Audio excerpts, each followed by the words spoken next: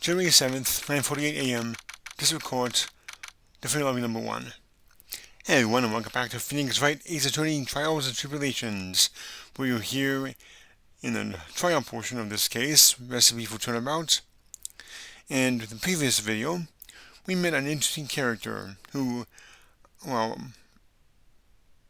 kind of resembled Phoenix in a way, at least with the spiky hair. Sort of appears that it was our doppelganger. In the beginning of this case, we saw him in court. We had a phony Phoenix to deal with.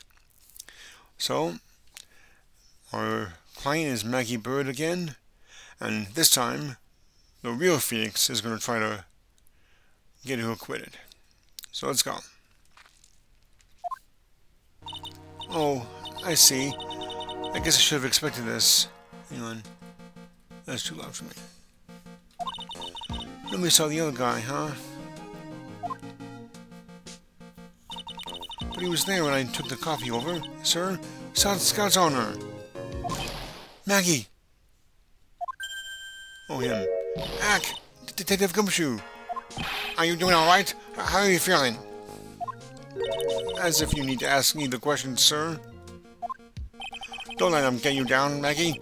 And don't forget to eat well, okay? Roger. And you? Yes? You best square this case away. Got it, pal? Maggie's innocent. You hear? If you screw up, then I'll be doing some squaring away myself. Squaring away some paperwork for your arrest.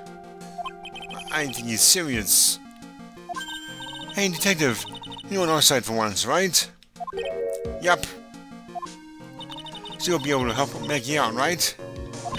Really? Can you, sir? Oh, of course. I've got the situation under control. I'm gonna be the first witness on the stand today. If something I say doesn't match with the facts, make sure you point it out. All right? Sure. Okay, we're forming a united front today, pal. You got me? You get me?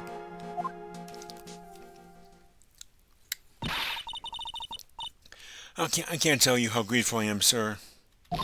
I've always admired you so much, Detective. I know I can count on you. Looks like we should all go pretty smoothly today, huh? I can only wish. 10 a.m. District Court, Quorum Number 4.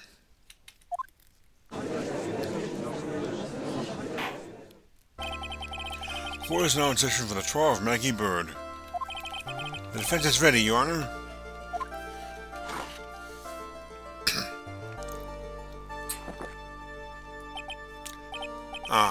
Bitter. Mr. Wright? Yes, Your Honor? What's wrong? Nothing. It's just whenever I addressed you in the previous trial, your response was, "You was talking to me?" It was a little, well, intimidating. No, that wasn't me. That was the phony Phoenix.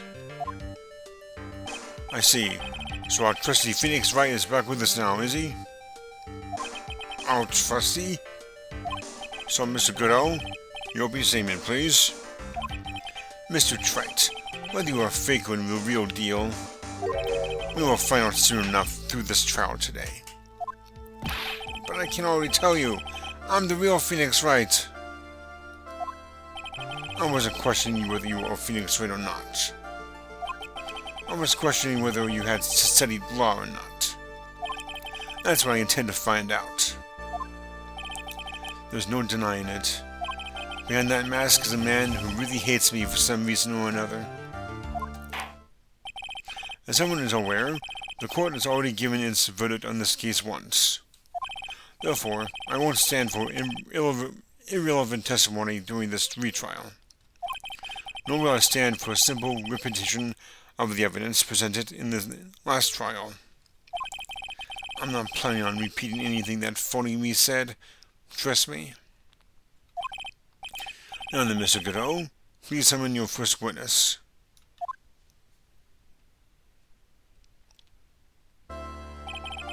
Let's start with the formalities, shall we?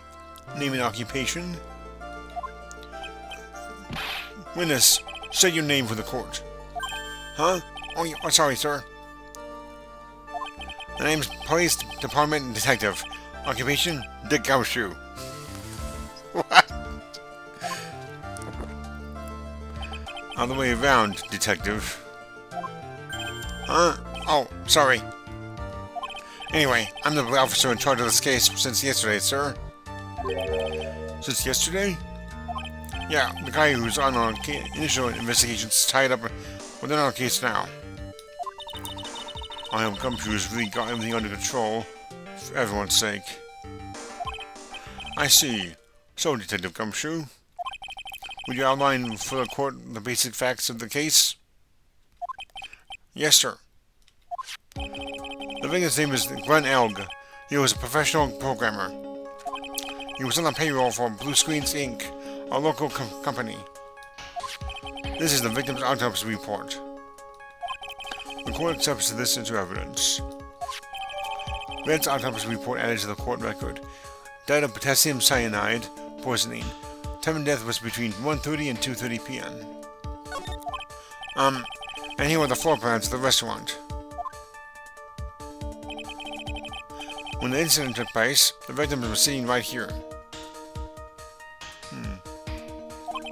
The poisoned coffee was brought over to him by the waitress. The waitress being the accused? Yeah. The victim died from poisoning almost immediately after he took a sip of the coffee. At the time of the incident, there were two other people in the restaurant. Mr. John Armstrong, the owner and chef, and a regular by the name of Mr. Victor Kudo.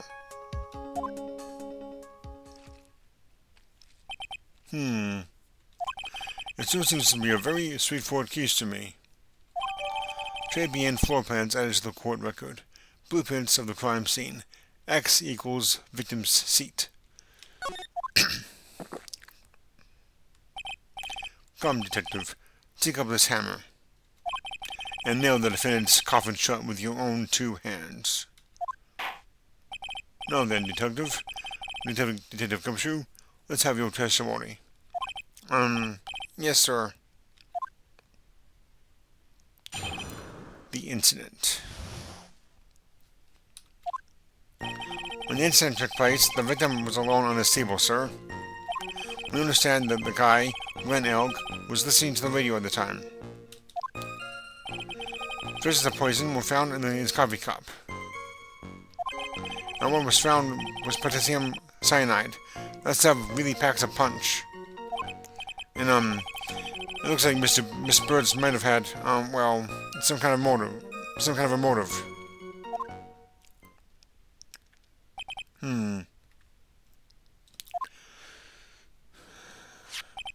Using the dark, aromatic depths of coffee to conceal the poison. Classy lady. The facts of this case seem to be ironclad. Mr. Wright, I would ask you to begin your cross-examination, but... Yes? Please, no intimidation tricks this time around. Is that understood? I already told you, that wasn't me.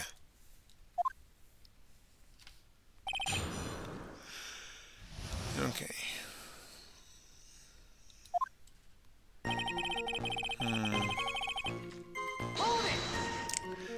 Can I stop you for just a minute? Huh? What is it? Did they say something that contradicts the evidence? He's so desperate for that to be true, he's practically trying. Your testimony just now doesn't match the testimony given by Miss Bird. She claims that there was another man at the victim's table. Yeah, that's what she said. And a killer wouldn't say that when faced with a homicide conviction. Hey.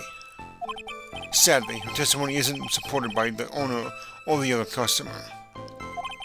Isn't that right, Detective Gumshoe? Yeah, it's true. The two testimonies tie up on that. The book said there was no other guy at the table. What should I do? Should I press on this point a little harder or not? Press harder. Well, maybe the other witnesses just missed him. Perhaps the view of the victim's table was obscured by it in some way. Ha! That argument is as weak as the coffee and très bien, trite. I have here in my possession a ticket. A ticket? Looks more like a photo to me. Yes, a one-way ticket to Guiltyville.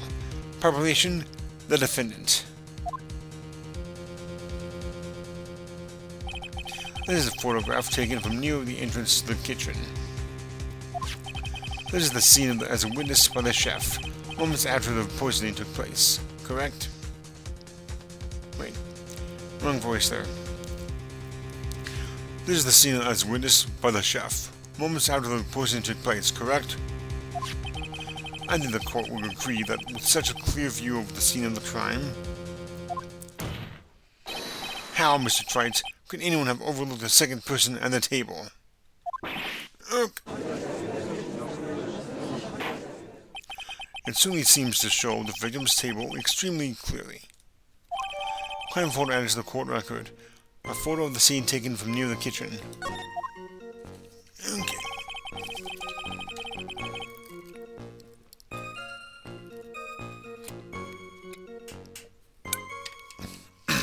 Alright. Okay.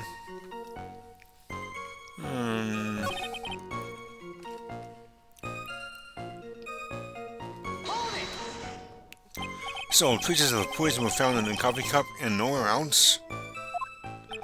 Now try and get you, pal. Was the poison a liquid, or was it a powder?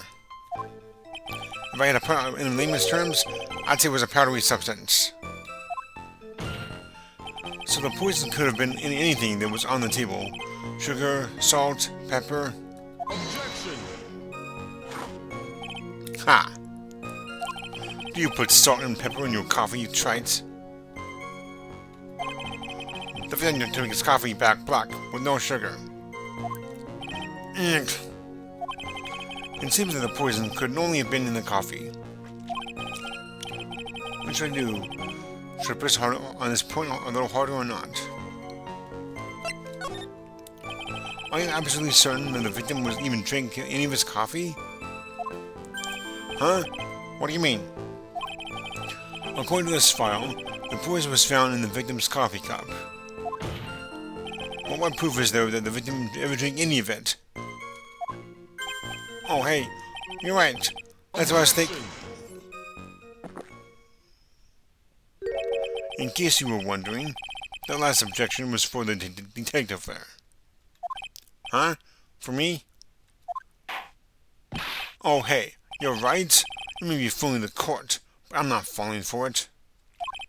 If you have the time to waste, you have the time to present that piece of evidence. That piece, sir? Yes, that piece. Hehehe. What piece of... was it again?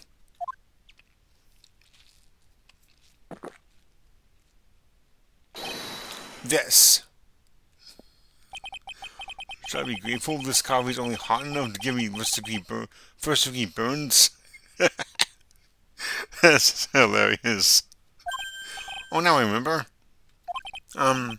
This is the, victim's coffee cup. Yes, the victim's cup. Taking a good look at the rim. Oh yes, it's unmistakable. There was clearly a coffee stain on it. Conclusive proof that the victim did drink the poisoned coffee that was in this cup. The victim gulped down the bitter and death that the waitress brought to her. Like this. Ugh. For the record, the only puts on the cup were the victims and the defendants. Coffee cup added to the court record. The coffee contained potassium cyanide, covering the victim and Maggie's fingerprints. Upon further investigation of this cup, we found a certain chemical substance.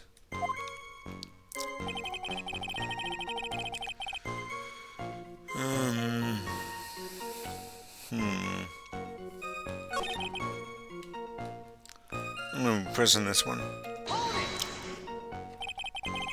Some kind of a motive? Yeah. Okay. Yeah, but if you ask me, it's been blown away out of proportion. Objection! You know what my golden rule is, detective. Chuck out a bad cup of coffee. You can always get another. Huh? I don't get it. I'm saying we can always get another witness on the stand if we have to chuck you out. So stick to the facts, detective. Now then, what was Miss Bird's motive? Come on, Gumshoe. They said she wanted to steal the lottery ticket. I knew it. That's what we heard yesterday, too. It disappeared from the scene of the crime. And it wasn't just any lottery ticket. It was a winning ticket for $500,000. Mr. Armstrong knew about the ticket too, didn't he? But he sold the wrong one. Then, is it possible Maggie stole the winning one? What should I do? Should I press on this point a little harder or not? Press harder. Wait a minute. The mere fact that the lottery ticket disappeared in no way implicates my client. Ha! I have here in my hand the very ticket in question. That's how the $500,000 lottery ticket? One of the female police officers found it when she was conducting a search of the defendant. What? Order, order! Ha! She's quite a lucky bird, our little waitress. You will submit that ticket as evidence to the court, immediately. I better keep an eye on that ticket, the way the judge's voice is quivering. Victim's lottery ticket added to the court record. A winning ticket for $500,000, found during a body search of Maggie. This ticket was presented to the court in the previous trial, too. But it feels heavier now, and somehow. $500,000, you say? It's just a scrap of paper. What matters is where it was found, Your Honor. And that's on Maggie's person, unfortunately. That's enough. The facts of this case seem overwhelmingly clear to me. The defendant had ample opportunity to commit the crime of which she is charged. Furthermore, it seems beyond reasonable doubt that she did indeed commit this crime. I like an old man who knows his score. There was also the matter of the $500,000 lottery ticket. That alone provides a very credible motive. I mean, for that sum of money, even I might be tempted to bend the rules. I don't mind an old man who is weak to the siren call of money. Not good, Nick. The evidence against Maggie is starting to pile up fast. Yeah, that's because the court has ruled guilty once already. I'd say it's about time to wrap up this repeat performance with one final decisive piece of evidence. He's got more evidence against Maggie? This is the apron the delightful Miss Bird was wearing in the time. Wow, that's not the clearest apron I've seen. That stain looks like... It can't be blood, can it? Ha! It seems the star of our play is a little flustered. And somehow spilled coffee on herself. The coffee? That's not exactly the first thing that caught my eye. Of course, the coffee stain isn't the most interesting little thing about this apron. No, there's something else that stands out even more. Something else? I presume you mean... Of course, I'm referring to the pocket. The pocket? A search was carried out right after the incident and uncovered this. Potassium cyanide, the very poison used by the killer, was in her apron pocket. A bottle of poison? In Maggie's pocket? Yeah, and Maggie's prints were the only ones on it. What? Order! Order! Order! The court will accept these items into evidence. Apron added to the court record. Worn by Mackie at the time of the incident. Has a small pocket but big stains. Potassium cyanide added to the court record. A deadly powdery poison. Bears Maggie's fingerprints. Found in her apron pocket. There's something still bothering me, Mr. Godot. Why have you not explained the blood stain to the court? Bloodstain?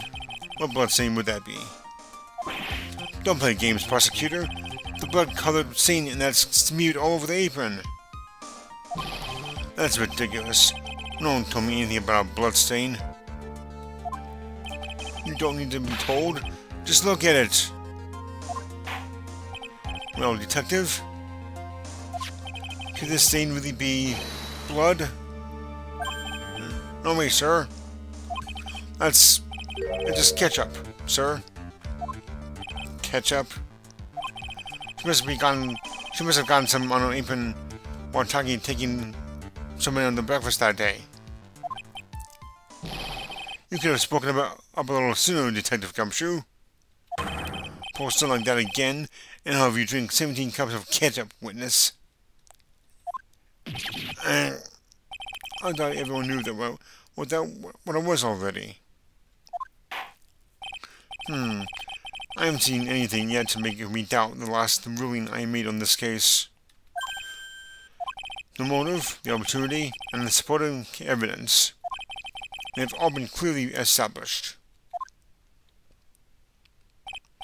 Well, Trite, it seems you really are a phony after all. Oh, you really know how to drive a man nuts. Witness, please continue with your testimony. Describe for the court the crime scene and the findings of your investigation there. The investigation. The crime was reported at 2:25 p.m. by a kind of scary old man, sir. Poor Maggie had passed out from the shock. It must have been a real tough one for her. None of them didn't have any identification on him. But we figured out who he was pretty quick, and then the investigation went smoothly. When Maggie was searched, we found the lottery ticket and the bottle of poison. And that was it.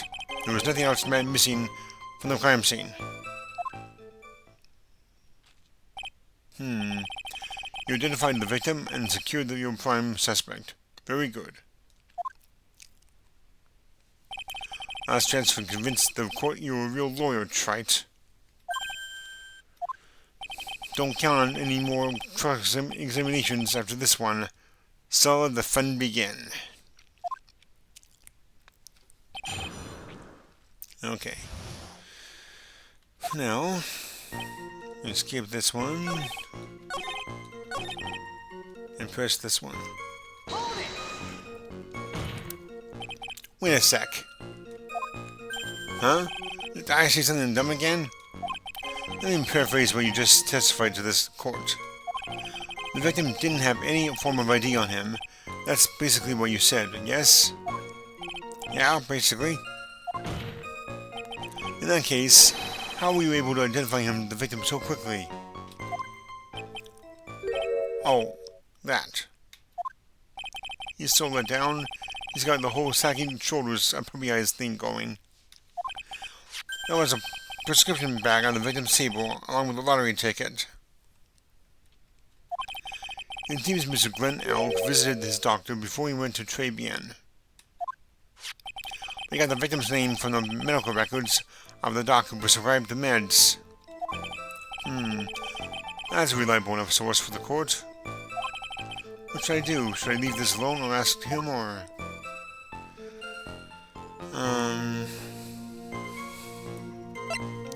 Let's ask about this. So what sort of medicine was in the bag? Well, actually, the bag we found was empty. Huh? Yeah, completely empty. It was completely empty. Victim's prescription and bag added to the court record. The victim got this from the doctor before going to Tribulations. The bag is empty. Ha! You entering the empty paper bag as evidence? Desperate, are you, trite? Now, what happened with the investigation after that, detective?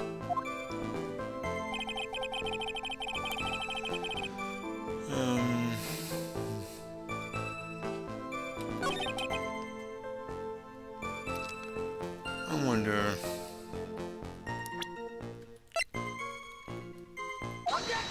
Ah. Detective Gumshoe, I think I should point something out to you. There was just one small contradiction in your testimony. Oh, finally. I'm getting all anxious just waiting. So hurry up, will you? You testified that nothing else was missing from the crime scene. However, the prescription bag you mentioned was empty. Did the officers recover the medicine from the scene of the crime later? No, they didn't.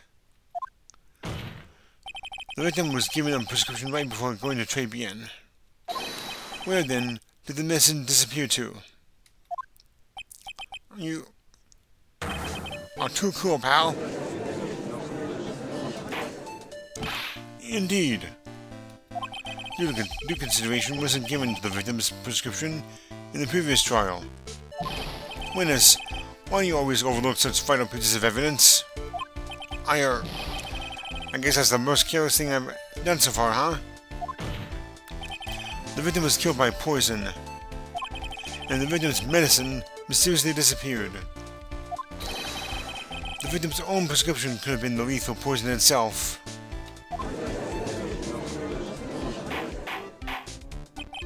Order, order!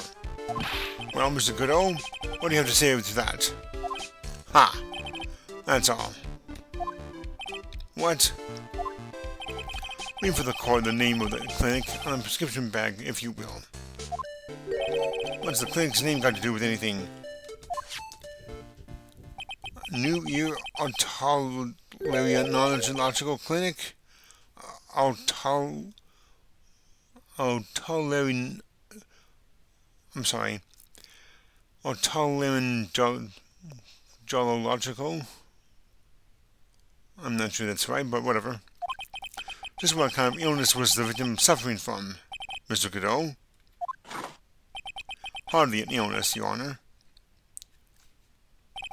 More like a bitter war wound, you could say. A war wound? The day before the incident, Mr. Elk found himself in a fight. He took a blow to the side of the head and ruptured his eardrum. He ruptured his eardrum? What on earth was the prescription he was given? It was a cream that was to be applied topically inside his ear canal, not to be ingested. What? It's mentioned in the autopsy report, if you read the fine print. They found traces of the medication in the victim's left ear. Yes, here it is, in very, very fine print. It seems Mr. Elk correctly applied some of this medication while he was at Tribulations. Therefore, it would be absurd to believe that he would have eaten his medication. It seems that this medication is irrelevant to the case after all. No. Nick, if you don't think of something quick, it'll be over. She's right. But I can't get away with any old weak objection. What should I do?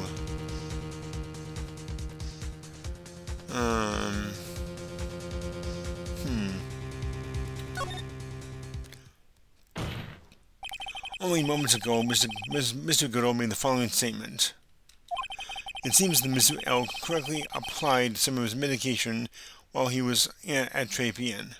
If that's the case, then why was the medication not found at the scene of the crime? But the medication in question was for topical use inside the ear canal. That doesn't change the fact that it could not be found in the crime scene. However insignificant it may seem, it's a lawyer's duty to pursue the truth. Objection! You know as well as I do that the medication is irrelevant. It hardly seems likely the prescription drug would contain potassium cyanide. Objection! It hardly seems likely that the coffee the waitress served would contain it either. But it did. The possibility is undeniable. Ugh. That's enough. Mr. Godot, is the detective or only witness the prosecution wishes to call? Mr. Godot? I've got my own witness I'd like to call, sir. It's the old man who was there in the restaurant on the day of the murder. Victor Kudo? The pigeon hater? Very well. Very well. The matter of the disappearing medication seems a little more than trivial at best. However, it wasn't explored at all in the previous trial. And that is something that bothers me. Yay, good job, Nick. The court will adjourn for a 10-minute recess, after which we will hear the prosecution's next witness. Ha! I suppose this means I'll just have to finish you off in my last 6 cups. Court is adjourned for recess.